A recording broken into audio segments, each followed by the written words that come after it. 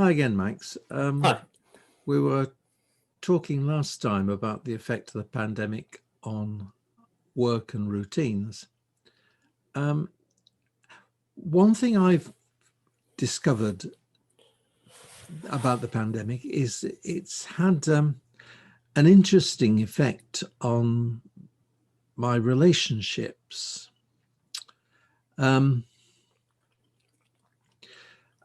I always valued them, but I valued them rather more.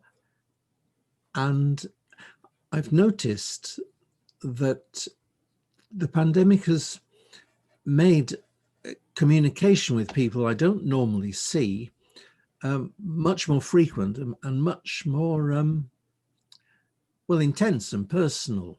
Couldn't agree more. Oh, you found the same? So it's had a from my point of view, for me, it's had a good effect. There's a group of clergy who are looking after a group of parishes that are in vacancy, and we have a fortnightly Zoom staff meeting, and we've really got to know one another extremely well, better than if we actually met in person, I think. Yeah. I mean, God knows what we'd have done without Zoom. Yeah, 100%. Well, what I experienced was the people that I didn't usually talk to as much. I never lost friends like over the course of my secondary school, but some of my friends that were in my primary school didn't go to my secondary school, but then they came to my sixth form, and I started like getting back in contact with them again. Oh, really? Yeah, That's nice. yeah. But then the whole pandemic arrived, and I was suddenly like stripped away from them. But then I decided to start playing video games with them a lot, and I've become a lot closer with loads of people, but due to video games. If I'm being honest, It's interesting, isn't it? yeah, because we just come on the games. We all go, oh, who wants to play? And then we will just play, and we talk throughout the party. And I think it was just really nice that I managed to become a lot friendlier with my like people that I wasn't as big of a friends with. But I also feel like I lost a few people throughout quarantine as well through some arguments and stuff like that. But ultimately, if this pandemic went through like without social media, I reckon everyone would have found it a lot harder to keep in contact with people. Like as you say, Zoom wasn't a thing like not too long ago, and without Zoom, I think this whole thing would have been terrible. A catastrophe. Yeah, 100%. What I'm finding is that Zoom services aren't at all the same as services in church in person, but they've got their own quality, and they're actually more intimate and more intense than services in church. There are pluses to that, just as there are pluses to services in church. Yeah. I haven't come across many negatives with Zoom services, whether they're a thing like Matins or Evensong, or whether it's the sacrament, whether it's a mass. It's uncanny that there is a sort of focused intensity that that I really was not expecting, and I'm very interested that that's been the case with you as well. Yeah.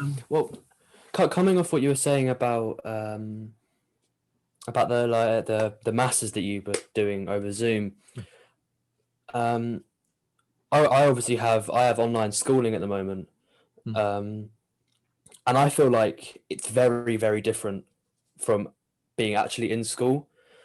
There's obviously pros and negatives. A pro is that I don't have to speak the whole time. I don't I don't turn my camera. I can mute myself. I don't have to actively like show myself in the lesson. I can No, literally just sit there, which I do find quite nice because I don't like getting picked on a lot no. because no, I'm not a fan. But it also is a negative that Yeah, we and can't be interactive. just remember, I never did pick on you. Hey,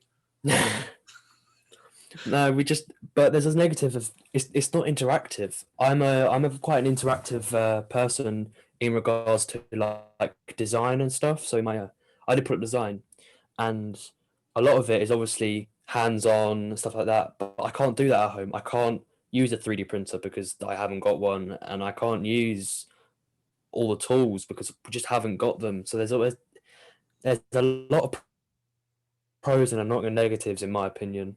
But overall, I think it's been alright, to be honest. yeah. The other thing I've noticed, and several of my old friends have said so in Christmas cards and emails. Sarah and I have spent the longest time together that we've ever spent since we started going out in 1978. It's quite bizarre that we are so used to how quickly we've become accustomed to being next to one another all the time. She's upstairs at work, yeah. I'm downstairs at work, but she's always here and I'm always here. I felt the same way with my family, my mum and Ross. Yeah.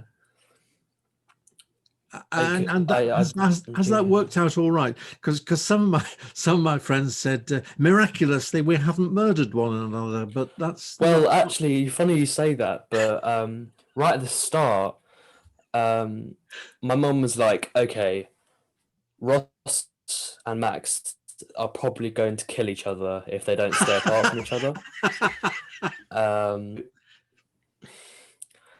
So she told me that I could take my Xbox upstairs into my room and I could basically lock myself in my room. And she bought Ross a PlayStation to keep downstairs, so we were on opposite ends of the house, just like not allowed to really go next to each other.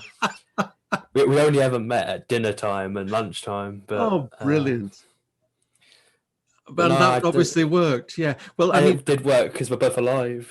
Yeah. Well, quite not holograms. Well, with the fact that Sarah and I've got separate working spaces helps a great deal. 100%. When people haven't got space, it must be hideously difficult. I feel like you need space. Yeah.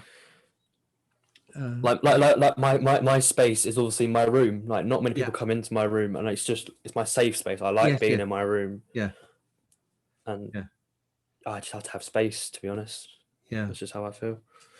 I've said several times that this pandemic has been easier on introverts like you and like me than on your average extrovert.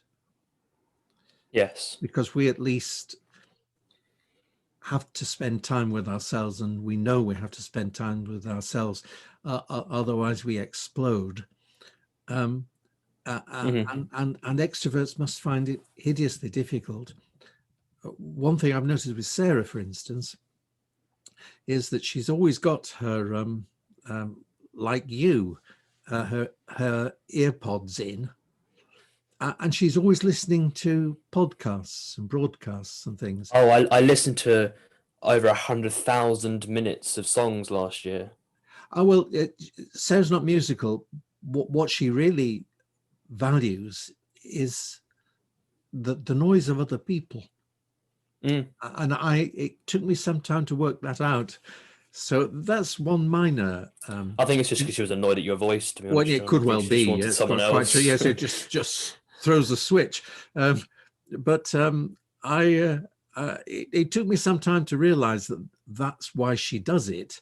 Yeah. It's a minor inconvenience, I have to say, when I've got to shout several times at her before she realizes that I'm standing next to her, but c'est la vie.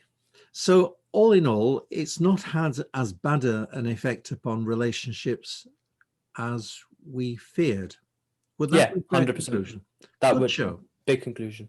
That's a good point to end it. So see you next time. See ya.